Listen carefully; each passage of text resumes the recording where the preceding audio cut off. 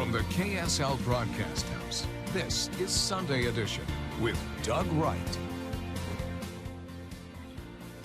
Welcome to the program today, and not coming to you from Broadcast House, but my house. We appreciate you joining us on this Sunday morning. It's been a busy week, a lot to talk about, and back in Washington, D.C., the House did pass the Independent January 6th Commission, and two of our members of the House from the state of Utah, from the 1st District and the 3rd District, did vote for that. John Curtis will be joining us for a discussion. Its future is uncertain as it moves now on to the Senate, so we'll get more details from Congressman Curtis. But one of the hottest topics being discussed not only here in Utah, but even around the country right now, it's a real hot button with a lot of people, and it's called the critical race theory. And what exactly is that? The Utah State Legislature, in a special session, dealt with many issues, but the legislature called an extraordinary session where they made it absolutely clear that they did not support teaching the critical race theory in the state's K through 12 schools. Now, before we get really deep into the discussion, there are some things that really do need to be clarified. For example, critical race theory is not a curriculum. It's a college-level theory that helps legal scholars understand how legal systems have racist practices built into them. It is not taught in the Utah K through 12 schools, and no one is asking right now that it be taught in our schools. Many people want to more thoroughly understand what exactly this is. Some are concerned that it will have a chilling effect on what can be discussed and what can be taught in Utah's schools. So we thought that we would invite Michelle Loveday, who has been an educator for 20 years, to join us in this discussion. She focuses on diversity and inclusion in classrooms. And Michelle, thank you so much for taking the time to join us on Sunday Edition. Maybe you could clarify, is this being taught officially or unofficially right now in Utah's schools K through 12? Hi, thank you so much for having me. And you gave such a great background on what critical race theory is. And it's not being taught in Utah schools. There seems to be some misinformation and surrounding ideas that it would be, and it's just not in our schools that we're doing our equity, diversity, inclusion efforts. It was interesting. I saw this quote attributed to you. It is imperative that we do not ban something that is not happening in our Utah schools. And you mentioned also in the same article where I'm getting these quotes, you said there is so much misinformation. I cannot tell you how many people just in the last several days have stopped me and said, can you tell me a little bit about what critical race theory actually is? And I tried to give them a little thumbnail sketch. I think I kind of get the general drift of it, but maybe you could talk about it from your point of view. What exactly is this? What is its benefit? Are there liabilities from your viewpoint as an educator? So I'm no expert in critical race theory, but in looking at it, I know that it challenges and confronts the law and the role of law and how it's shaped all of the social progress that was made. And so it's a legal movement that emerged in the 1970s as a form of critique and study on what was happening during the civil rights movement, Brown versus Board, and really digging down to make sure that how law was applied for Black and Brown people could be is not racial inequality in that way. And so looking at the challenges that are placed within law and the systems of structure, banning critical race theory, even though, like you said, there is no curriculum, we do not teach it in schools, omits discussion of what is inclusion, what is diversity, and what is equity. And those are topics that need to be discussed as we have students coming into our public school system.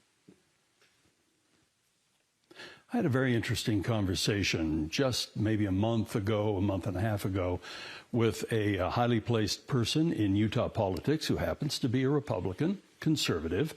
And it was interesting. He was talking with me about looking into kind of the fabric of our society. He referred to it as kind of the mortar between the bricks of our society, and how much racism and prejudice even is kind of built into some of the connecting tissues in our society that unless you look real close, and they've been around for so long, many people just don't even realize that some of these things are literally built into the fabric of the society. So when somebody says, I'm not aware of prejudice, I'm not aware of this, they are speaking absolute truth, but being aware of and having it kind of built into the fabric is a real different thing, even to the point where it's so accepted, it's been around so long, we don't even recognize it. Is that part of the problem or part of the case for dealing with these? And that's just it. I think in recognizing the history of our country and how it was built, when we look at who created the Constitution, we had white male landowners. And so we have amendments and changes so that women can vote, so that Black women can vote, and then moving forward. So it is so much embedded that sometimes you don't even realize that it's there. And it's important to analyze and critique those when we're talking about hiring practices, where we're talking about how we're identifying students for their IEPs or their 504s, and making sure that there is no bias because we've been so used to the way it has been happening. We want to be able to critically look at, are we being equitable? Are we being inclusive? Are we using all of the lenses that we have when we're helping students get the best education they deserve? It's been amazing to me. Often when somebody will ask me about an issue, I will ask them, well, what do you know about it? And first, often there is just a blanket, I am absolutely against this. And then I say, well, why? And what are your concerns? And it's amazing how few people can really articulate not only what critical race theory actually is, but what some of their very adamant concerns are. And that concerns me. It seems that there's a lot of sound and fury on this right now, and there doesn't appear to be a lot of depth of study and really trying to understand, first of all, what this is, what it actually does, is it in place? It just goes on and on and on. So when you were quoted as saying there's so much misinformation, I couldn't agree more. Yeah, and what concerns me is when they do, I listened in on a panel and just to see what they knew about critical race theory. And when it was discussed of what they said critical race theory is, they were clumping in so many things that our students needed, but they were not getting the accurate definition of critical race theory. And it concerned me because we're not going to be able to accurately give teachers the tools to address students when they come in stressed to classrooms or when they are having difficulties in studying. With the misinformation, they're clumping in social emotional learning into what critical race theory is. They're clumping in culturally relevant teaching. And while those have the same initials as critical race theory, recognizing that every student and every person in that building has culture is a wonderful thing. And it's not a bad thing because everyone does have culture. And that's what educators are doing, is recognizing everyone's uniqueness and the beauty and the diversity and how we can work together to accomplish so much good. And so when they're talking about banning something that they don't know about and they're clumping all of the other items in that we do teach in the schools, it becomes very harmful and almost unsafe for students and teachers to be in school together.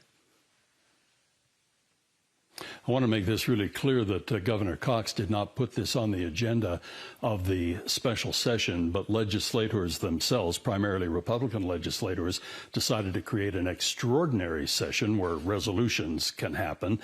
And so that's where all of this comes from. But the verbiage I'm hearing from almost everybody is that we hope that there can be a little bit of a cooling off, a little bit of a step back, and we really deal with this in a proper manner. I only have a second left. Do you have confidence that that's going to happen before this spins out maybe even more? You know what? I do. I have hope. I think now that educators are saying, whoa, whoa, whoa, let's slow down, listen to what we're doing, talk with us. I think we'll be able to have time to build bridges, sit down, have discussions, listen to what really is putting fear into parents' minds and reassure them that we are doing the best and doing what we know on our side. And let's have that discussion. And I have hope that that will definitely come to light as the summer comes into a start. We certainly appreciate you joining us today, Michelle Loveday, our guest here on Sunday Edition. Now, coming up next, we'll talk about the January 6th commission that was passed by the U.S. House of Representatives. We'll talk with Representative John Curtis coming up next.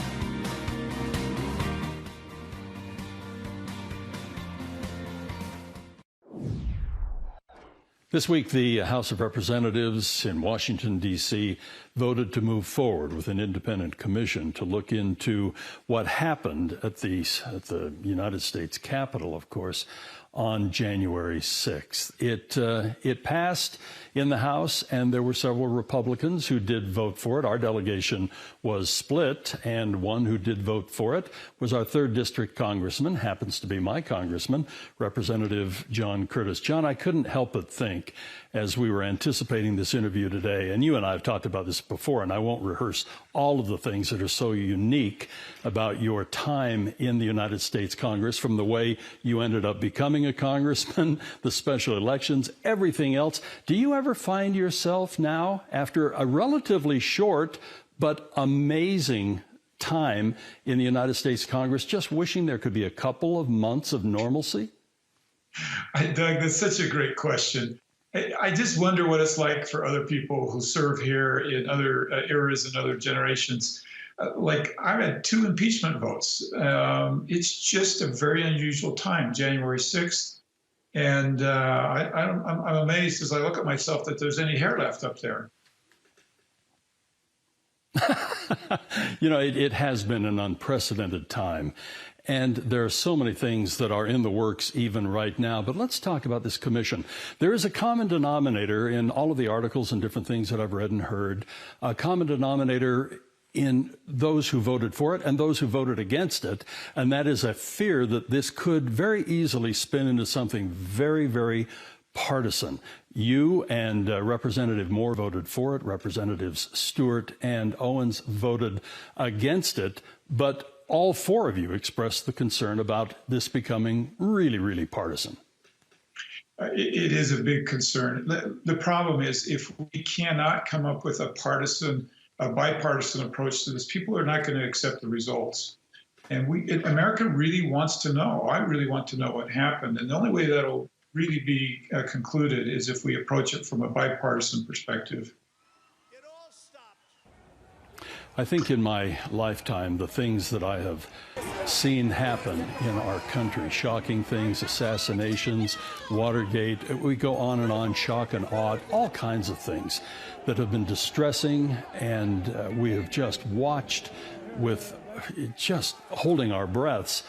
But I will tell you this very honestly, Representative Curtis, nothing has ever disturbed me more or shocked me more, save probably only the Kennedy assassination when I was just a very, very young boy. Nothing has shocked me more, right down to the fabric of our society, than what I witnessed on January 6th. I still am stunned by it. You know, Doug, I must admit, I'm watching these images play as you speak.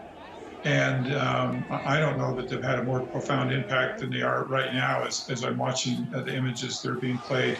I was behind those walls, and that is why I voted for this commission. I need answers. I need to know what happened, who was responsible. There are so many allegations all the way around. I think the American people really want to know what happened. Yeah, I couldn't agree more. And what is shocking to me, John, is that there are those now, and I guess the term is the deniers. Those now, even though we have seen the pictures of them, horrified, scared, trying to help protect the Capitol on that day, now claiming that it was just another day in the life. It was just another day of tourists. That's what it felt like in the House of Representatives or in the Senate. You know, what was happening in our Capitol building? I honestly hear those kinds of comments, and I am in utter disbelief. I feel like I have gone down the proverbial rabbit hole. that we live in a day, in an era where the truth is being questioned all around, and I wish I knew more what to do about it. We've got to get comfortable with sources of truth, and who we can trust and who we can't. And here again, I'll come back to this commission. It is so incredibly important for the nation that we approach this commission in a way that when we're done, everybody can step back and feel like that we have answers that we can trust and that we can believe. I wish I could quote this exactly, but when a Gallup poll was taken back, I think in the late 1950s, roughly, 78% said that they had a great deal of confidence, to one degree or another, confidence in what the federal government and our institutions were doing. Now that percentage is in the teens. I think it was 17%. I can't remember exactly, so forgive me if I'm not exactly on. But that deterioration, all in my lifetime, in a relatively short period of time, is shocking. And if we can't trust at least something in our institutions and in our government better than 17%, we're in big trouble. How confident are you that we can have a commission that will seek the truth and not just political advantage? Well, I'm confident enough that I voted in it.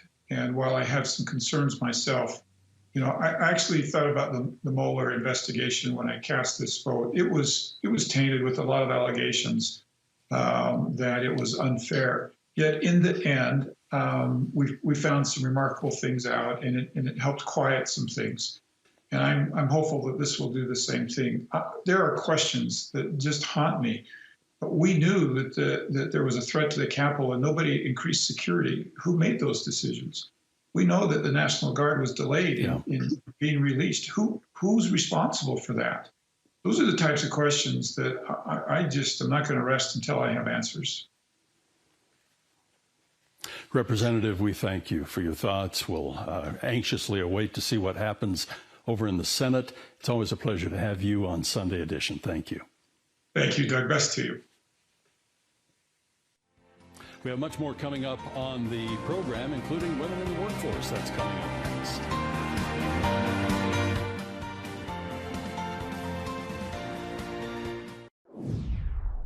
There's a big issue as we try to get back to normalcy in our society, the effects of the pandemic.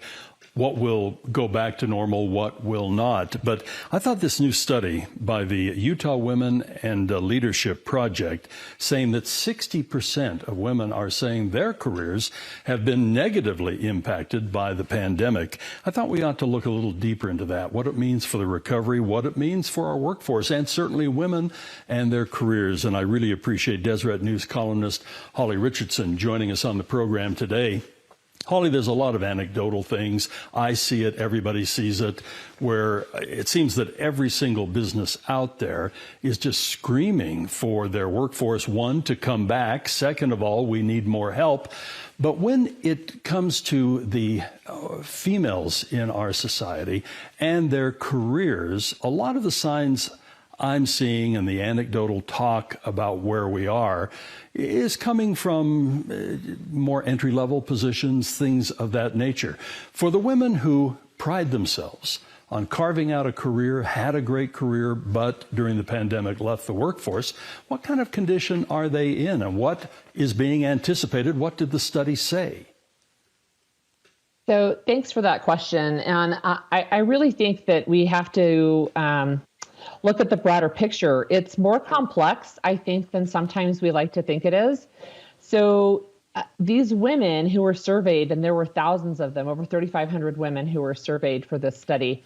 And what they shared about the negative impacts is that it was a year that they called a wasted year, or a year of pausing, because things were put on hold, right? Things shifted. It depended on sometimes where they were employed, for sure. But one of the women that I talked to specifically for this article, Michelle McCullough, was a public speaker, and she lost tens of thousands of dollars of her income just on a dime, right? As the pandemic shut everything down. And she has had to pivot her business. She's had to reevaluate. They had to make some decisions within their family.